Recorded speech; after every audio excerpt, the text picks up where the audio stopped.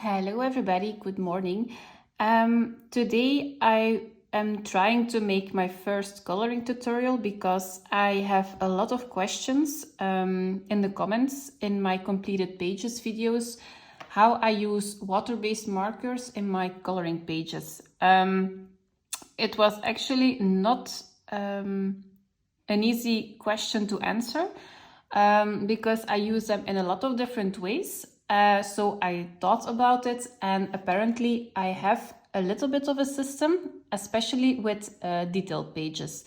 So I thought I will show you how I tackle detailed pages with water-based markers and with coloring pencils on top.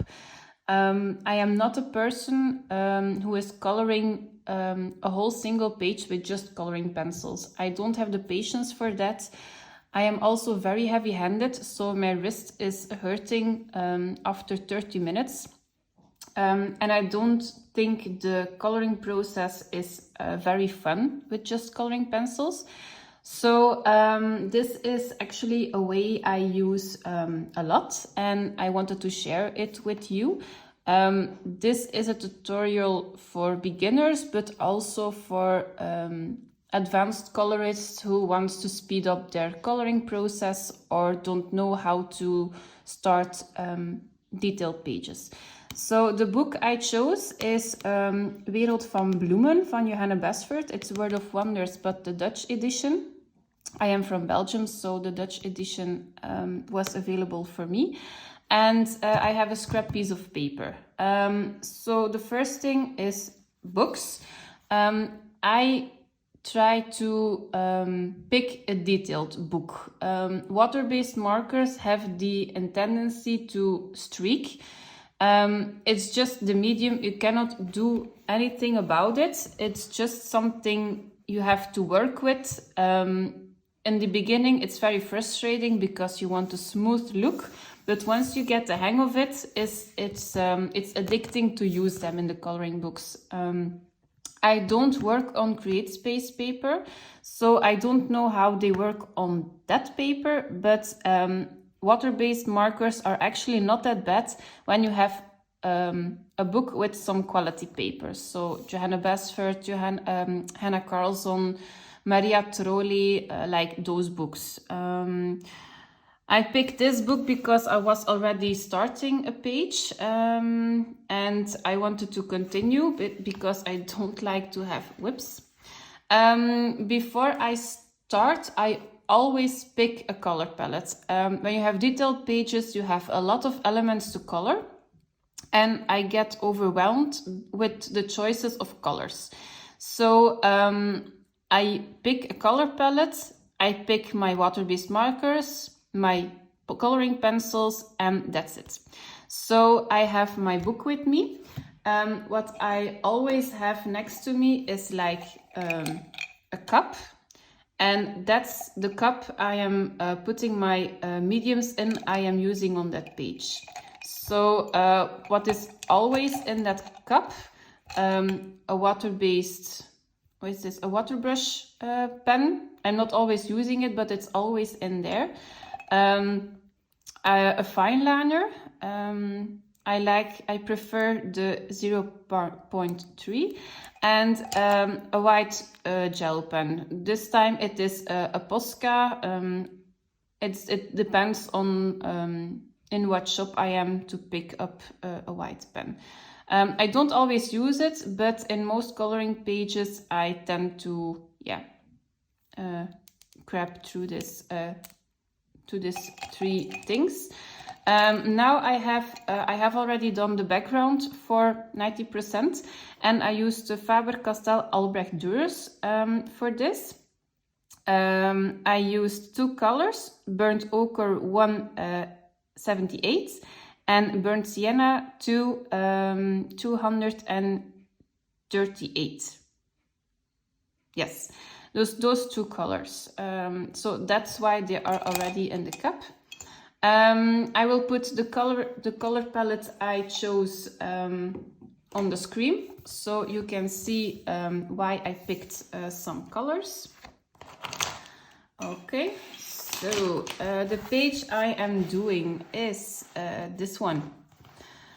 I'm trying to force myself to this month to do a page. I am scared to start because here are a lot of elements, and if I don't use a color palette, it's going to be too much color. I don't like that. I like to have a little bit of coherency. So yeah, that's the page I am working on. The color palette that's on the screen. How do I pick my colors? The brown I used in the background for I wanted to have like a wooden background, like they're all in boxes. So I used the darkest pencil in the corners, the lightest pencil in the middle, and I just blended it together with water. Just in the corners, I put a little bit of the Albright Dürer's dry on top of it to give it a little bit more of depth. So what am I doing for the water-based markers? So we have 6 colors. We have a light green and a dark green. So I chose this green to start. So make sure that your first color is light. You can do it with dark colors. When you want a really dark blue, you have to start with a dark one and put a very dark blue on top. So that's also possible. But in this case, I am using pretty light shades. I have 2 cups with water-based markers. So this is my cup with just the pastel colors, the light colors. And then I have a cup with darker and bright colors. So yeah, that's how I store my water-based markers. I don't have one brand. I bought some Tombos separate. I used Crayola Super Tips. I am using Faber-Castell Pit pens. I have the Staedtler pen 68. So it just depends on what colors I am looking for. I don't think you have to buy very expensive markers to get this result, but the very, very, very cheap ones didn't work for me as well. So the brands you see a lot are good for this. So this is the Faber-Castell Pit pen. It's light green 171. For the darkest green, I am using again the Faber-Castell Pit pen, but May green 170. I have a yellow. So I am using a Tombow 120. There is not really a name on it. No, the 120. Then I have like a brown. This is the Stabilo pen 68. It is number 88. So this is something I chose for the brown.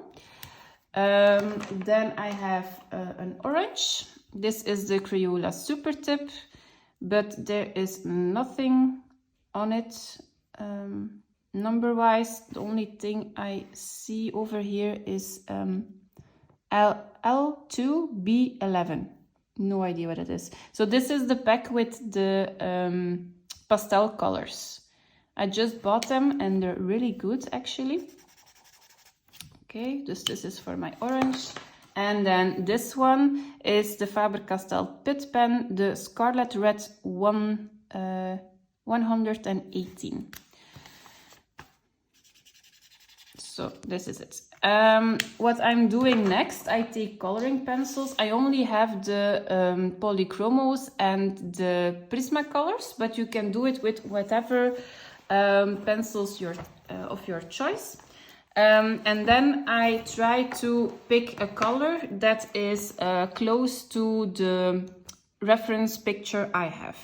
So I'm looking for a bright green, So not a turquoise or a brownish green, so a very light one.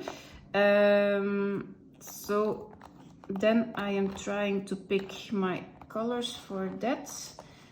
I'm going to try the earth green yellowish. Yeah, look, that's perfect. This is just copying paper, so in other books it's going to be better.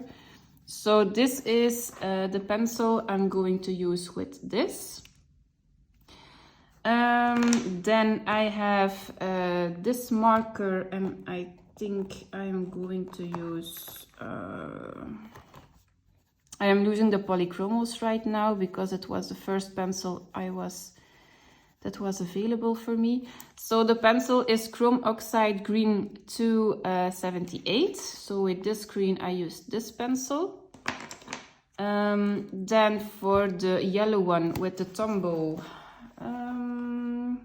I want a warm green because we have an autumnal color palette.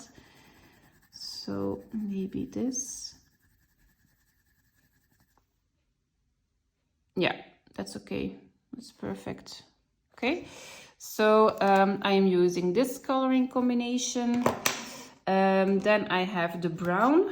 I'm going to use maybe this one, Bister. Yeah, that's okay.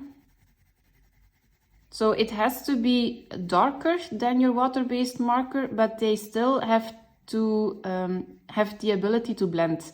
So if it is too light, you don't see the difference. If it is too dark, you won't be able to blend into the water-based marker. So this is Bister 179. Then for the orange one, maybe this one.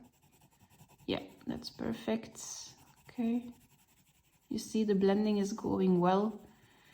This is Orange Glaze 113.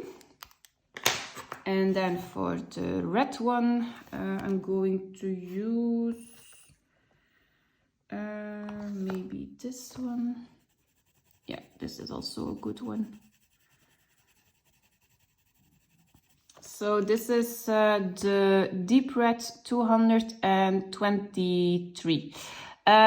If you want, you can always choose a shade darker and work with 3 colors. But I found with detailed pages, I don't have the ability to put 3 colors in one object. So if the object is bigger, I can always add it after I did my work with the 2 colors. So yeah, for beginners, this is pretty much what I use for the whole page. Okay. So how do I choose where to put my colors? So in this instance, I am more like a person who makes green leaves green and skies blue and water blue. So I'm still working on that. But in this case, the green is going to be for the plants because we have a lot of plants. What you always can do is pick an additional color. So if you are seeing in the picture that there is like a lot of gray, like the fork and the shovel, I don't know how this is called in English, like the bucket, the scissors, the mouse, this is actually something you can do in gray. So if you want, you can add a gray color into this page. So I'm going to do that because I think otherwise some elements are not going to be very visible. So maybe I will add a gray one as well. So I'm going to be going into my buckets with the light colors. This is a warm gray because I have an autumnal color palette. So this is going to be my light color. And then for the pencil on top, I'm going to see where my warm colors are.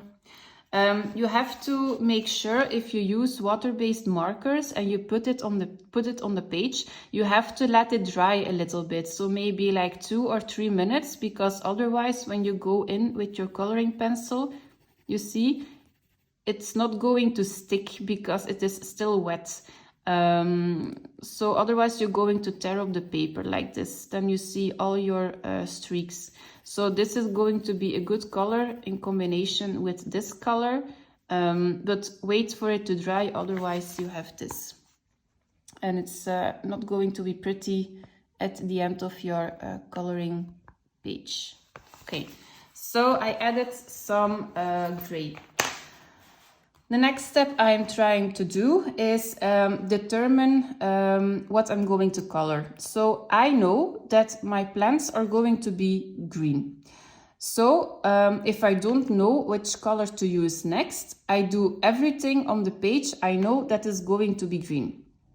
Mostly I start with the lightest green, and I can switch it up with the dark green. Okay. So for instance, this leaf is going to be a light green. If I put my water-based marker, I do like this. Don't do this. Don't go over it over and over again, because the streaking is going to be very bad. Also, you're going to tear up the paper. This paper can handle a lot, but water-based markers, after 3 layers, is going to peel. So try to cover your element like this. Then you see you have more streaking. You also have more streaking with lighter colors. If you're using darker colors, it's going to be more visible. You cannot do anything about it. The only thing you can do is we do 1 layer like vertically. And if you say, okay, the streaking is way too bad, I did something wrong, or it's not a great color, or the water-based marker isn't behaving, you can let this layer dry, and then you can go over it in the opposite direction, and then it's going to be much less streaking, because then we have 2 layers in different directions. But the color is going to be much darker. So that's why I am doing just 1 layer. If I found that there is too much streaking, then I go over it with pencil in the same shade as my water-based marker. But with detailed pages, the streaking isn't visible because the elements are very tiny. So that's the reason why I don't do that. But there are some bigger elements on this page. So if you have a problem with streaking, you can go over it with the same pencil, but in a different direction. Or you can pick the same color as this marker in the same shade and go over it again. So also in the other direction, but with the same color or something similar. Okay. So, if I am using water-based markers, I am also trying to see what is the shortest way to color. So the leaf is actually horizontal. Then I'm going to color vertically, because my streaks are going to be much smaller if I do this than when I do this.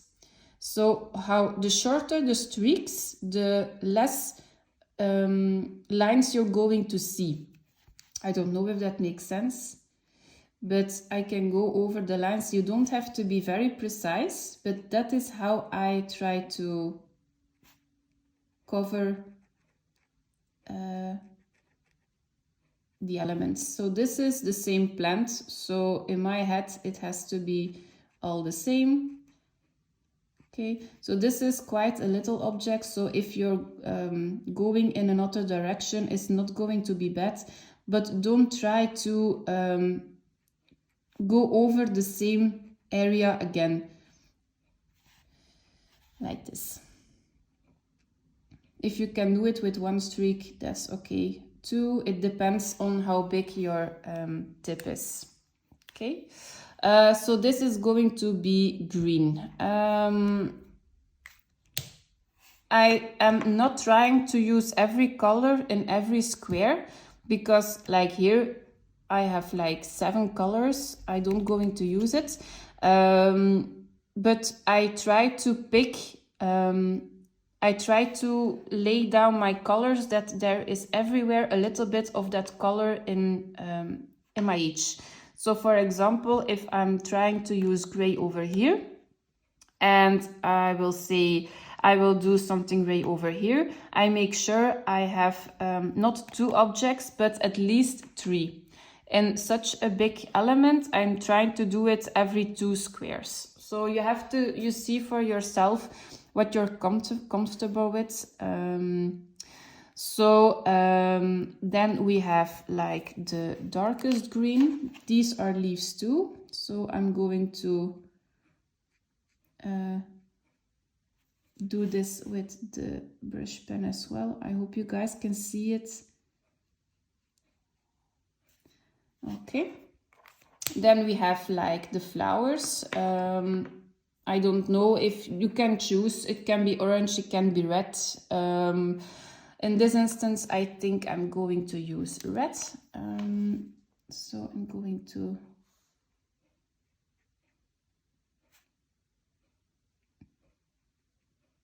put some color on the flowers. You can also do them in different colors, but mostly I do the same elements in the same color because it is a limited color palette, and otherwise it's going to be difficult to keep adding colors. I don't know what this is if this is like a plant or not. I'm going to make it a plant, so I'm going to do it in green as well. If there are some small elements, you can not put shading on it. You don't have to. Nobody tells you have to do shading in every object. You can always use glitter gel pen for some small elements. That's also possible. Then we have like these small things over here. I have no idea what they are. So maybe we're going to do them in yellow.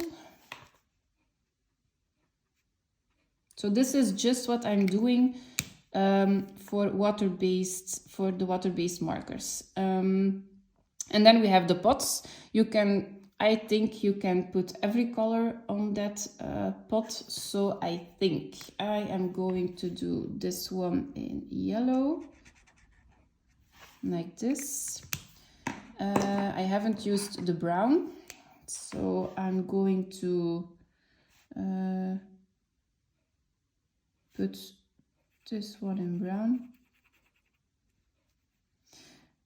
What I also do is like coloring in circles, because then you don't see the lines also. But it only works with small elements, so like this. And then the big pot, I'm going to do it in orange, I think. We don't have a lot of orange. If you color a little bit outside of the lines, it isn't too bad. You're not going to see it at the end of the result. Like this, I'm going to go over it with some straight lines. If you miss a spot, you can go over it, but try to do it once. Like this. Okay, so that's the only thing I am doing. Now the first elements I did are dry. This is also good paper, so it helps. So now I'm going over the leaves with the color I picked for the lightest shade of green. So then you can decide where you can put your highlights. I am somebody who is not going to color very realistically. So I'm just trying to see what is working best for me. So you don't have to do, you can do whatever you want, because this leaf is already in sections. You have the possibility to color whatever you want. So I'm going to color from the outside to the inside. The inside is going to be light, the outside is going to be dark. You can do it the opposite way. You can choose whatever you want. So the outside is going to be dark. So I am pressing on my pencil and I'm going to release it. I am pressing on my pencil hard and then I'm going to release. I'm coloring in circles. So I had to teach myself that because I'm somebody who is coloring like this. And with circles, you don't have the problem with the streaks. So this is everything I'm going to do at this point.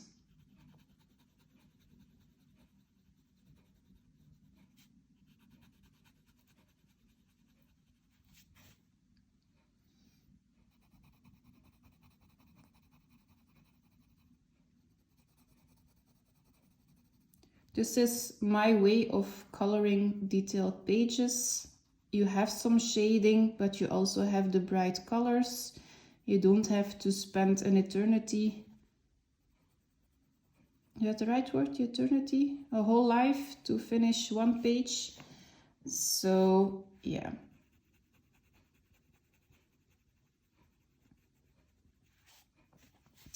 And you can use whatever you have with coloring pencils, because you already have a layer of color. The white of the paper is already gone and you don't have to lay 5 layers on top of each other to have a nice effect. Okay, then I'm going to take my darkest shade of green. And then everything I have right here. So I'm just going to put a little bit on the bottom of this branch. Then I'm going to put a little bit of color on the base of the leaves. And that's it. It's already done. Then I'm going to do the same with these leaves. You don't have to do it, but for this tutorial, I'm just going to let you see that it is possible and you don't have to do a lot of blending like this.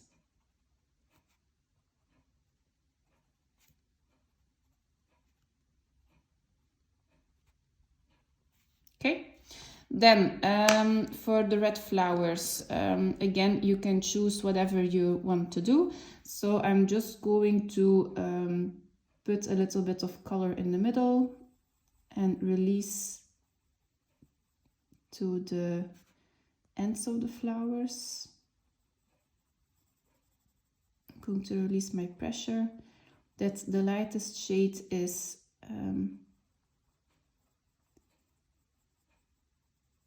at the end of the leaves, like this.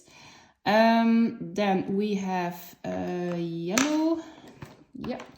For this, you have to make sure your points are pretty sharp because all the elements are quite small. So this was going to be yellow, this was going to be yellow, this as well. And then the pot we did yellow as well. So you can choose whatever you want to do.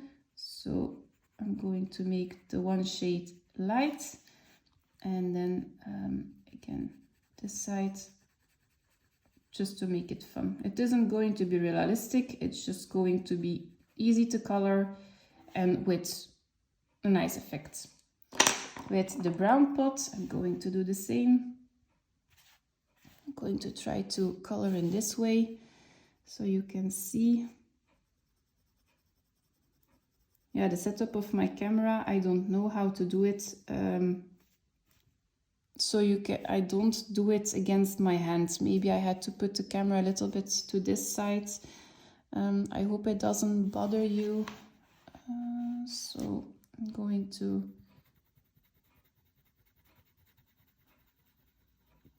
a lot of pressure and then releasing that pressure when I'm at the end of the pot.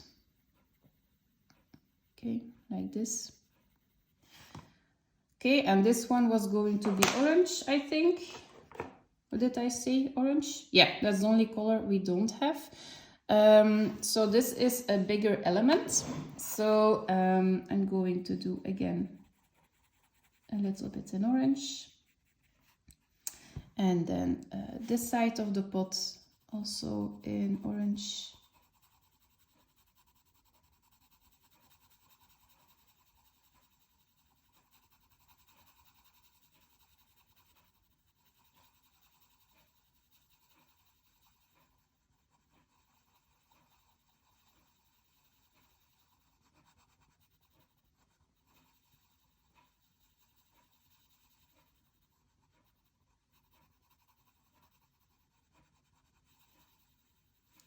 Like this. Okay. So this is for someone who begins to color. Like you see, we don't have a lot of depth. So there are two ways to fix that. The first way is to add an extra color to it. For example, these leaves are for me a little bit too flat. So I'm going to take the darkest shade of green and I'm going to try to add some extra depth to the leaves. So just on the top of it and blending. And because you already have used this color in your page, it's not going to have a lot of colors or it's not going to look weird. Like this. So just on the tops of the leaves.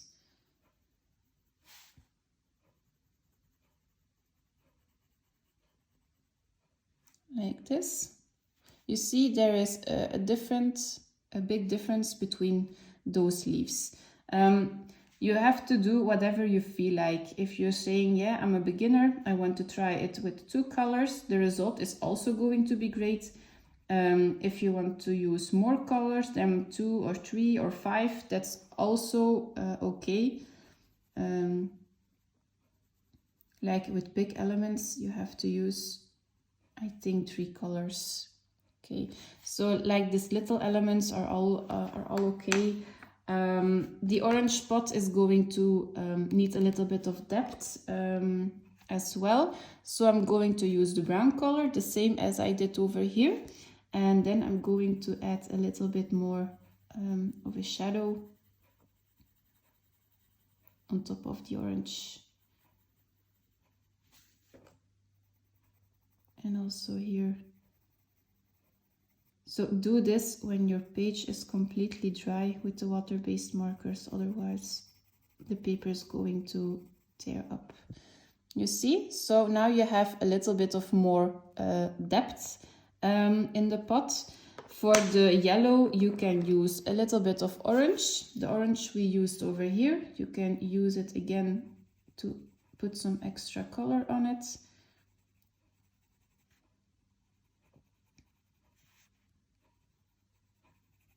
Okay, the brown for me is okay, so I think there is enough contrast. I don't think the red flowers are standing out too much, so I'm going to let you see how I use my Posca pen. In some cases, I'm going to activate this one. Okay. So I think my flowers are not standing out as much because it is a red against a brown background, I think. So what I'm going to do is I'm going to outline the red flower with a white, and I hope it is going to pop a little bit more. I'm not sure if this works, but we will see.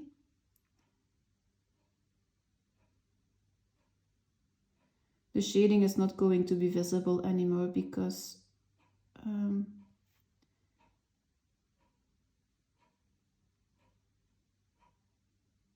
We're taking a little bit of the flower away with the nib.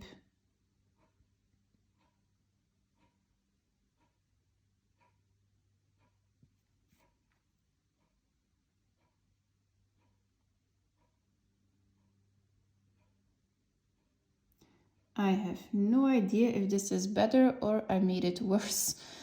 If you say, okay, there is too much white and I have lost a lot of my red color, you can let it dry. So this is only works with acrylic markers. If you're using the Uniball Signo gel pen and you're going over it with another pencil, it's going to tear up the gel and you have the the black of the lines again. So I don't think this is going to, I don't think this is very good with that. No, I don't like it with the white. So I'm going to try to go over with my base, with my water-based marker. And then I'm going to have the red again, but without the black. So you can play with these markers. If you make a mistake with your Posca, just go over it again. The flowers are a little bit too small for shading.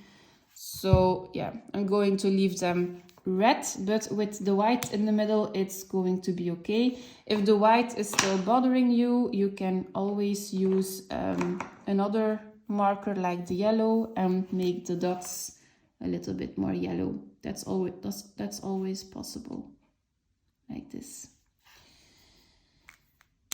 Okay, that's it. I don't think this is going to stand out very much. So what you always can do is take your Posca and add some dots in the background. So it is a little bit more interesting to look at, for me at least. It's like a little bit more magical. So dots are always useful. Don't overdo it and don't overthink it. Yeah, like this. I think this is a little bit better. So that's actually what I'm going to do for the rest of the page. If you have any further questions for me, you can leave them in the comments and I will see you in the next one. Bye.